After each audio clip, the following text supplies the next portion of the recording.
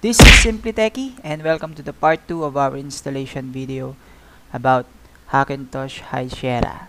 So this is the part 2 and let's start after this intro.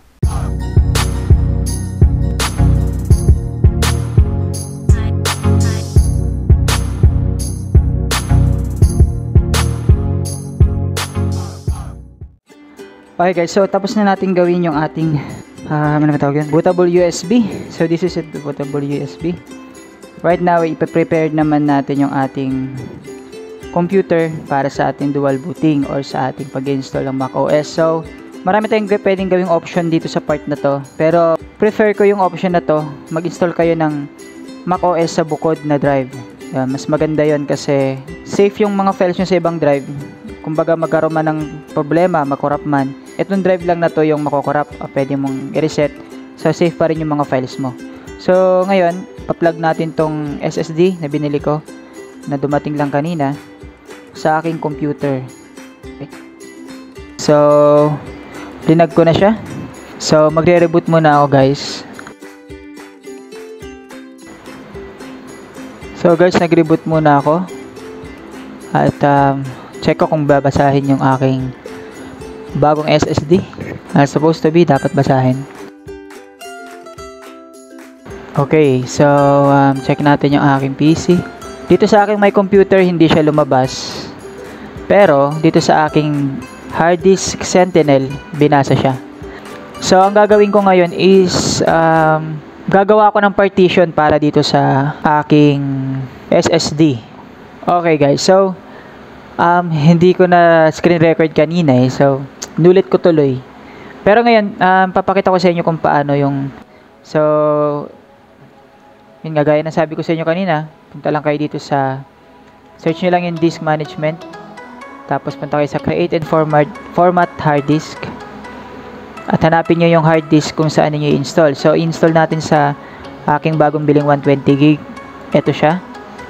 So sa unang tingin nyo sa hard drive nyo, pwedeng may nakalagay na dito. Kung may naka-install na, nagamit nyo na. Kung bago naman, pwedeng unallocated siya. Kung unallocated yung buong drive, right click nyo lang, tapos click nyo tong new simple volume, and then next nyo lang hanggang makabuo siya ng simple volume.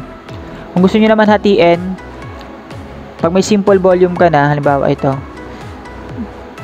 ano nyo lang, shrink volume nyo lang. Pag nag-shrink volume kayo dyan, lalabas yung option kung gaano kalaki yung gusto nyong i-shrink na volume. So, kung ang gusto nyong volume is 50GB para sa inyong High Sierra or 60, siguro mas maganda 60.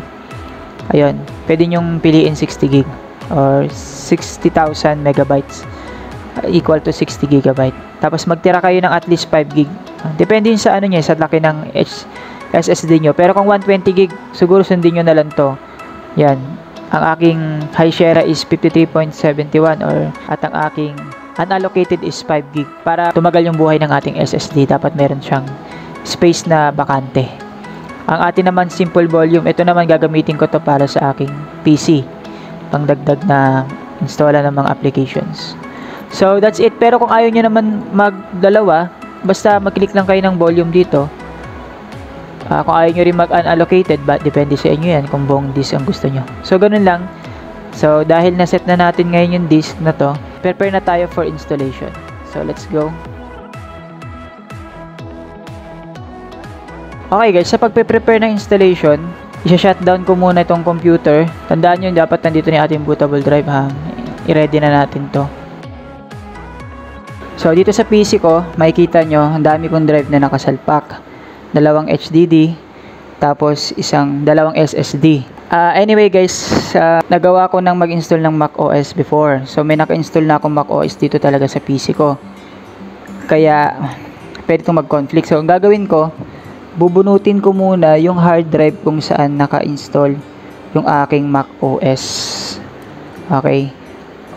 Preferably guys, kung magdo-dual boot kayo, ayan, mag-prepare kayo ng bagong drive gaya nga ng sabi ko sa inyo. Bunutin ko lang to. Tapos doon kayo mag-install. Kasi kung doon nyo i-install sa old drive nyo, halimbawa pag hahatiin mo yung hard drive mo na kung saan nandun yung drive C mo sa Windows, ang hirap, maraming problema kang may encounter. So para less problem tayo, ganun gawin nyo. Saka pag mag-install na kayo, bunutin nyo lahat ng mga hard drive ninyo kung pwede. O kung gusto nyo maingatan yung impang files, pwede yung hindi bunutin, optional naman yan. Pero ang tip ko sa inyo, bunutin nyo na lang para sigurado. Tapos ang ilagay nyo lang kung saan kayo mag-i-install. Yan. Dahil dito nakasalpak na yung hard drive kung saan ako mag-i-install. Pwede na tayong pumunta sa PC. So hindi ko na ito may screen record kasi kapatay yung PC. So ito yung ating bootable drive. Salpak lang natin sa computer at i-on natin yung computer ngayon. Pag on natin sa computer, click lang natin yung BIOS. Depende yan sa PC nyo kung paano. Sa akin, delete button yan. Press delete to enter setup. So pag pinindot ko yung delete, papasok to ng Fox BIOS. So sa BIOS, depende sa computer nyo uli ha. Search nyo na lang kung paano mag-enter ng BIOS yan sa motherboard na gamit nyo. So papakita ko muna sa inyo yung system ko. So ito ang system ko guys. Kung pareho tayo ng system, ibig sabihin totally mag-work sa inyo to. Nakalagay dito is CPU brand Intel Core i5 second gen yan, 2400 3.10 GHz.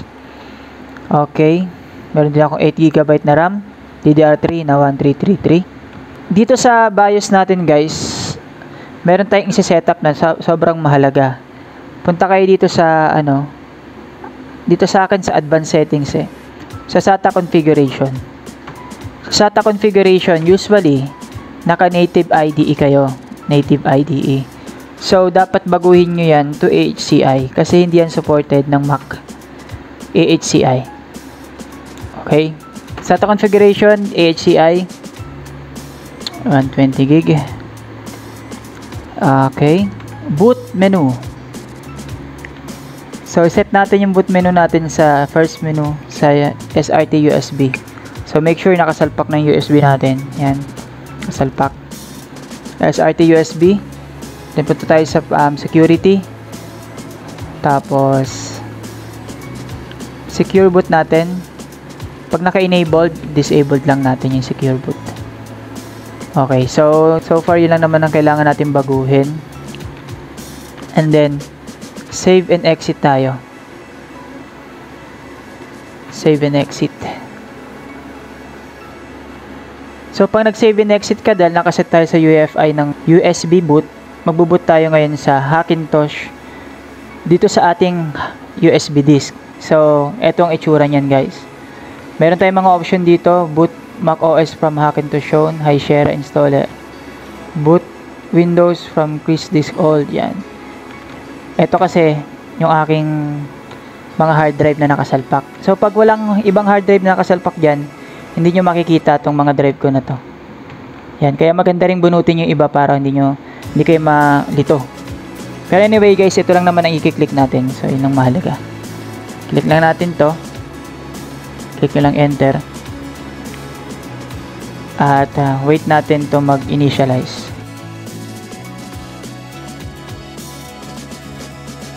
Okay guys, so yun, nakita nyo naman pagkatapos ng verbose boot, maglo-loading na tong ating Apple logo. Yan, dapat tuloy-tuloy lang yan. Mag-stack man ng konti, pero dire-diretso lang.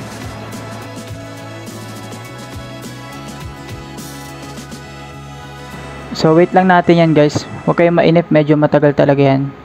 Initialization na yan. Balikan natin pagtapos na. Ayan, hindi ko na pinost, pero okay na siya. So, hintayin natin yung lalabas sa screen.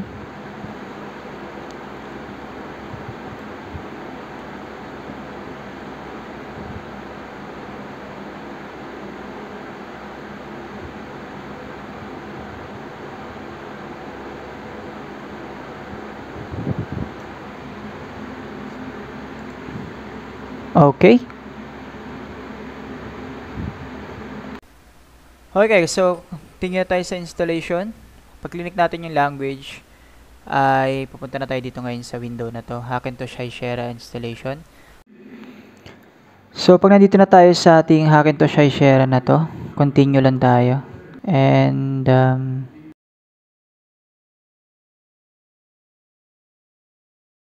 yan, so makikita nyo hindi tayo makakapag-continue dito kasi wala tayong disk na compatible. So, ang gagawin natin dito is punta tayong utilities and click natin itong disk utility.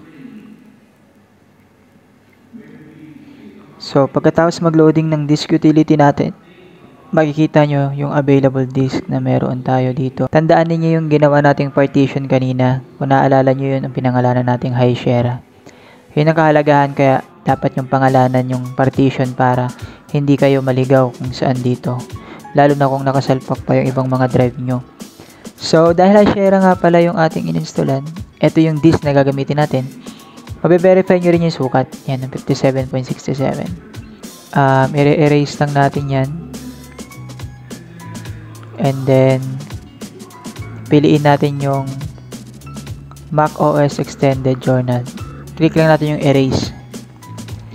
At makikita nyo, i-erase nyo yan. Erase process is complete. Click lang natin yung done. At pwede na natin i-exit yung ating disk utility. So, makikita nyo ngayon, lalabas na rito yung Highshare natin. Bago natin i-continue, click muna natin yung customize. So, ito yung installer natin. Pwede kayong pumili dito ng mga drivers at saka kext. Depende sa system ninyo. So, sa akin, sa system ko na Core i5 2nd Gen, ini-install ko lang yung sa audio, saka Wi-Fi. Pagdating naman sa graphics, kung naka-Intel kayo guys, i-click nyo tong Intel HDMI audio, graphics, Intel, internet, Ethernet, saka LAN kex, saka USB. Yan. Install na natin yung mga yan. Para lang sigurado tayo. Okay. Pagkatapos nyo maklik yan, mga yan, siguro okay na yan, accept nyo na. At continue na tayo. So, makikita nyo, yan, no package were eligible for install contact software. So, pag na-meet nyo tong error na to guys, ang gagawin nyo lang is click yung utilities at punta kayo sa terminal. Yan, utilities, tas terminal. Lalabas dito yung terminal ngayon. Enter natin tong command na to. Date, space, 0927, 40, 1234, tapos 17. Okay, and then hit nyo enter. So, yan. Pwede na natin exit ulit yung terminal. Exit lang natin yan terminal. And restart lang tayo. So, wait lang natin mag-restart yung system. So, pinakita ko na rin sa inyo kasi may encounter nyo yan sigurado yung error na yan. Okay, back tayo sa umpisa. Pero this time, di na tayo magpo-format kasi na-format na natin yung disk natin. Ang gagawin, dire-diretso na tayo sa installation.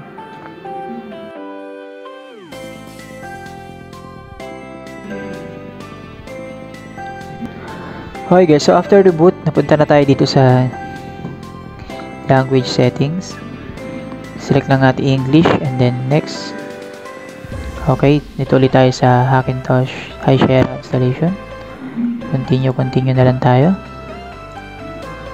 Okay, Highshare customization ulit tayo. Okay, accept na natin yan and continue. Supposed to be didire-diretso na installation na to dahil nagawa na natin yun sa terminal kanina. Kasi pag di nyo pa nagawa yun, may error na lumalabas dito.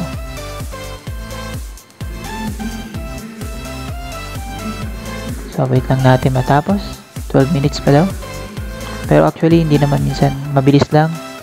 Depende, nasa SSD tayo kaya siguro mas mabilis ang writing nito. Pause ko muna, tapos balik tayo pag tapos na. Okay guys, so 10 minutes remaining. Yan. Tagal na. Wait lang natin ulit. Okay, 8 minutes. Okay guys, last 4 minutes. Lapit na matapos. Okay guys, last 1 minute. About a minute remaining. And we're done. So, wait lang natin siya matapos.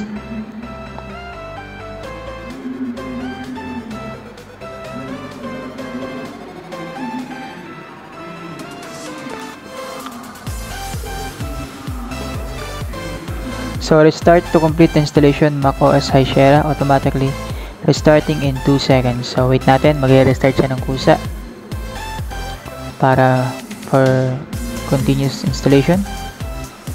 So wala akong ginagawa guys, pinababayaan ko lang siya mag-boot. Meron na tayong dalawang option ngayon dito, boot macOS High Sierra installer or boot from macOS from High Sierra. So dahil tapos na tayo sa installer, ito na tayo sa High Sierra. Remember guys magkakaroon ng dalawa yan, installer sa High Sierra, doon kayo sa High Sierra kasi tapos na tayo sa installer. Kasi pag nagpunta kayo ng installer, mag-i-install uli yun, uulit na naman kayo.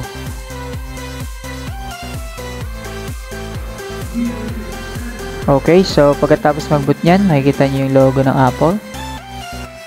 Wait natin, lumabas ang setup dito.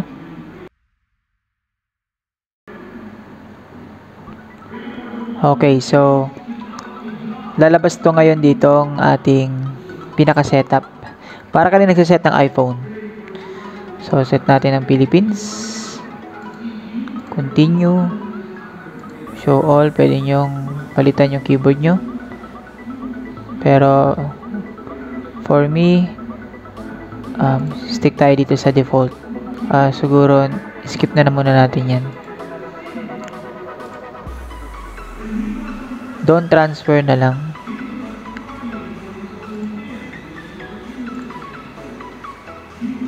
So, ito ay kailangan. So, lalagay ko yung pangalan ng ating channel. Simply Techie. Okay. Password.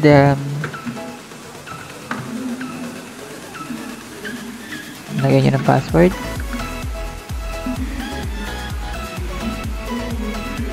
So, click lang yung continue to create account.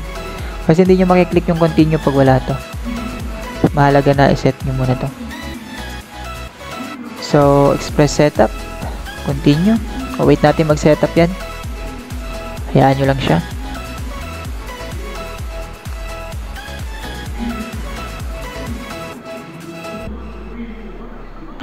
Okay, so that's just like that. Meron ka ng macOS High Sierra. Continue. Sundin nyo lang yung shift, click nyo yung Z, tapos yung shift, click nyo yung question mark. Okay, so makikita nyo ito yung ating USB. Bubuksan nyo, andyan yung ating EFI folder. Yan, ito yung ating USB. Nandyan, ayan. Pwede nyo nang bunutin to. Ayan. Try natin kung meron tayong internet. Okay guys, so after installation, meron pa tayong mga i-fix dito. Probably internet connection kasi eto wala akong internet ngayon. So, restart muna natin yung system. Restart natin ng walang USB.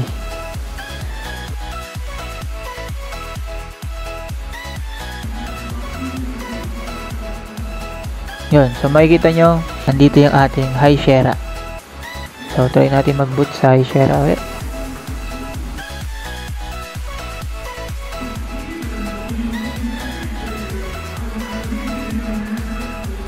So, yun. Enter natin password.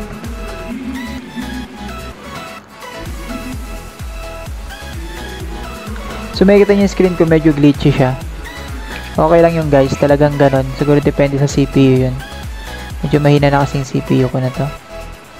So makikita nyo yung graphics na ayos na siya after ng reboot natin. At ang hindi ko lang sure kung makaka-access na tayo. So wala pa rin tayong internet.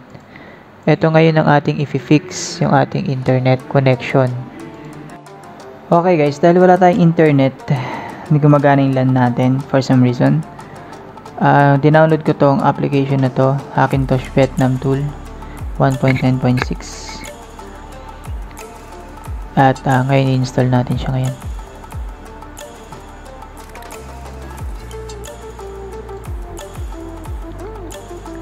Okay, continue tayo.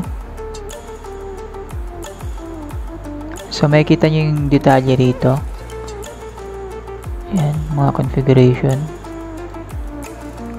Continue lang tayo. Continue. Agree. So, ito yung mahalagang part dito guys, kasi pipili tayo dito ng configuration na tutugma sa kailangan natin. So,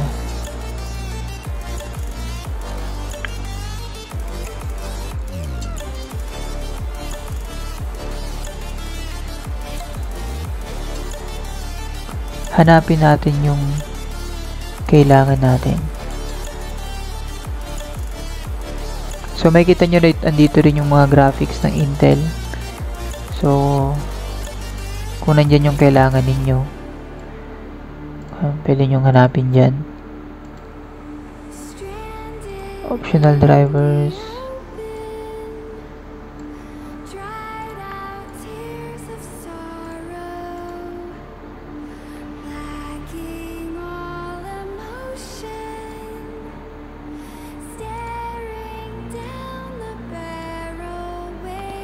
Ito yung kext. Punta tayo sa kext. Ayan. Tapos, punta tayo sa network. Tapos, Ethernet.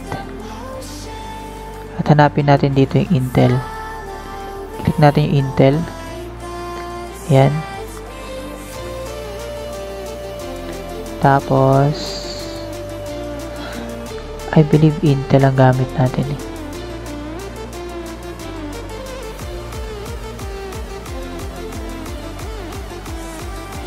Continue tayo. Kasi lang naman ang kailangan natin. And install natin. Type nyo yung password at install software.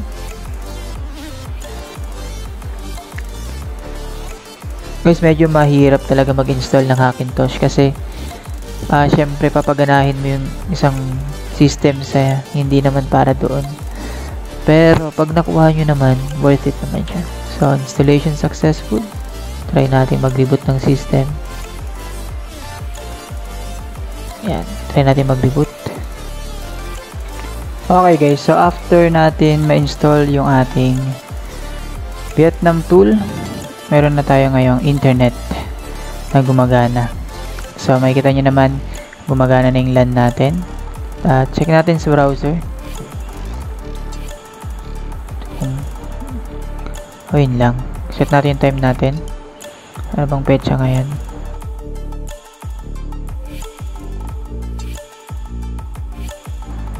So, makikita nyo, connected na tayo sa internet. Pwede na tayo mag-access sa YouTube.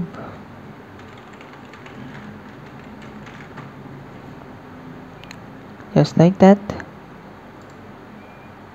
YouTube.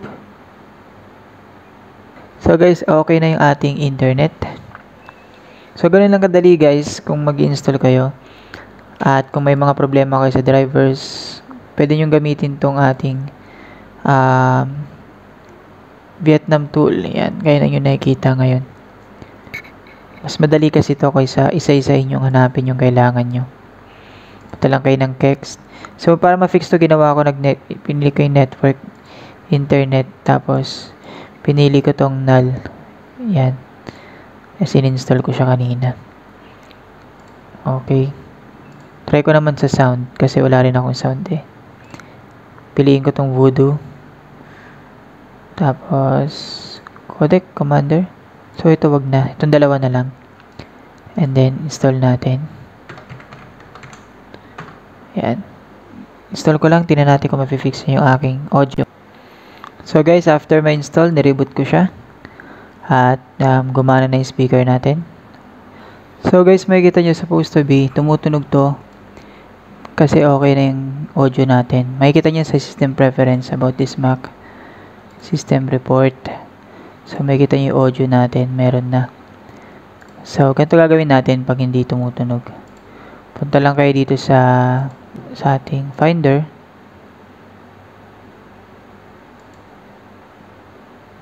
Tayo sa sound, system preference.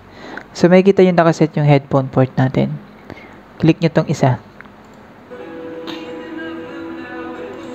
So, yan. Makikita nyo, gagana siya. Pag clinic nyo yung isa. So, sa natin yan kasi baka makapiright tayo. Yan. So, okay na yung ating sound. At, okay, pwede natin mag-install ng mga kailangan natin dito sa macOS na to. Siyempre, unang-una na yung Arduino. Yan. Pwede na natin i-install. So, that's it guys. Ganun lang mag-install ng ating macOS dual boot. So, para pakita sa inyo naka-dual boot tayo, i-restart ko lang to. Yan. So, yung kagandahan guys, pag naka-install kayo sa isang drive kasi may ingatan nyo yung isang drive, yung isang system ninyo. Kasi magkabukod sila ng drive, hindi sila nag-share sa isang drive tas bukod na partition. So, kaya ang tip ko sa inyo, dapat bumili kayo ng bukod na drive kahit yung mababa lang para lang dito sa Hackintosh natin. So, yan, makikita nyo dito. Ito yung ating High-Shera. So, try ko naman tong pangatlo mula sa dulo. Yun. So, that's it. Tandaan nyo na yun. Halimbawa, nahanap nyo na yung pinaka-drive nyo sa Windows. Tandaan nyo lang yun para pag-boot kayo ng Windows, ganun lang, switch lang kayo doon. Tapos, restart lang kayo. Pag-boot kayo ng High-Shera, punta kayo dun sa may drive ng High-Shera. Mayroon na kayong dual boot na PC. So, parehong nasa SS dito, kaya hindi siya ganun katagal mag-boot. Ayan.